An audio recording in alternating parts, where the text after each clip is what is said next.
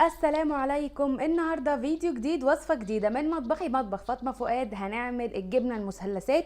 انا بس كده باخد نصها لازم اضربه علشان احطه لابني، لان هو ما بياكلش المثلثات، بياكل دايما اللي هي الجبنه الكريمي اللي هي بتدهن. ان شاء الله هعملها لكم بطريقه تحفه.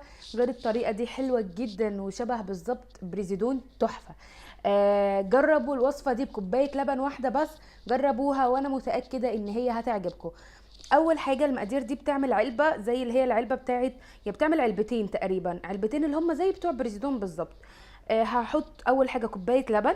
اللبن ده مغلي طبعا وبارد، وحطيت ربع كوبايه زيت وربع كوبايه زبده. الزبده لازم يبقى نوعها كويس وما تبقاش مركونه، ضروري ضروري عشان هتغير لكم طعم الجبنه، فخلوا بالكم من دي. انا حاطه عليه معلقه كبيره دقيق ومعلقه ونص نشا كبار. الفكره برضو ان الدقيق لازم يبقى طعمه ما يغيرش، دي معلقه كبيره خل، لازم يبقى الدقيق طعمه مش مركون عندك ويبقى كويس. هنا مخلطه معلقه كبيره دقيق مع معلقه ونص نشا، حطيتهم كده على الخليط. وهحط اتنين اي نوع جبنه عندك كريمي، هو ده هيدي، هو اللي هيدي الطعم. وبعدين هضرب الخليط كله. لو ما عندكيش هاند بلندر يبقى بالخلاط، مش فارقه يعني اي حاجه، بس تضربي كده كل الخليط.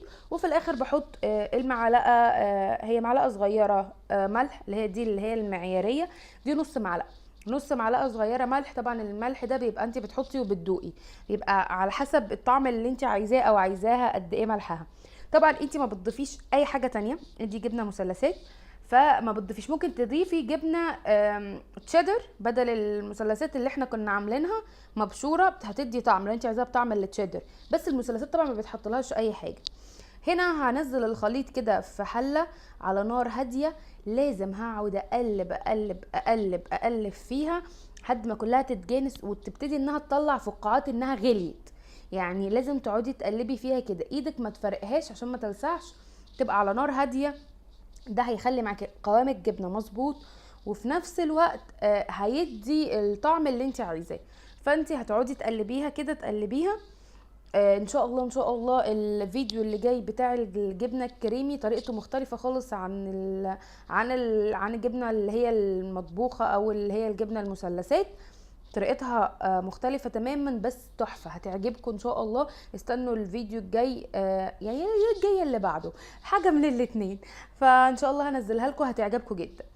انا بجيب لكم المراحل بس بتاعتها، بقعد اقلب اقلب كل مالها وبتحسي انها اتجنست. انا بعملها لحد ما بتبتدي انها خلاص تفصل عن الحله خالص، وتحسيها هتعمل قالب، يعني بتحسيها خلاص. انت لو عندك اللي هي الكرتونه اللي هي بتاعه بريزون فاضيه بتاعه المثلثات، بتحطي فيها كيس ولا حاجه وبتحطي عليه. انا هنا غلطتي ان انا حطيتها في علبه كبيره شويه، فاصغري العلبه شويه عشان تطلع اكتر اعلى. كل ما تبصي ان العلبه كبيره شويه فطلع معايا رقيقه شويه، انا كنت عايزاها اتخن من كده. فانت ممكن تعمليها في علبه، لان دي كوبايه دقيق، كوبايه سوري كوبايه لبن بس، فطبعا المقدار صغير جدا. فانت ممكن بس تجربي المقدار ده الاول وتعمليها في حاجه اصغر، هيطلع طعمها حلو جدا. وجربيها طبعا موفره جدا جدا، بتقعد من 4 ساعات لحد ليله. فانا يعني حطيتها بس كده، حطيتها ليله يعني بيتها في التلاجة. انا عملتها بالليل، صحيت الصبح على طول قبل ما انزل كده. قمت بقى مطلعه، طلعتها كده، ابتديت ان انا اخد نصها. انا بس بشيلها كده بالراحه، ما شاء الله تحفه وقوامها حلو جدا. الضروري ان انت تبقي دهنه الحاجه بزيت، انا ما دهنتهاش، بس انت دهنيها احسن عشان ما تمسكش منك. طبعا هي مش جبنه تشيدر او جبنه جامده، دي جبنه مثلثات بتبقى طريه، فطبيعي يعني طبيعي انها لو كده ممكن لو انت مش دهناها تلزق، دي حاجه طبيعيه. فانا بس عايزه اوريكي القوام بتاعها قد ايه، القوام بتاعها حلو جدا.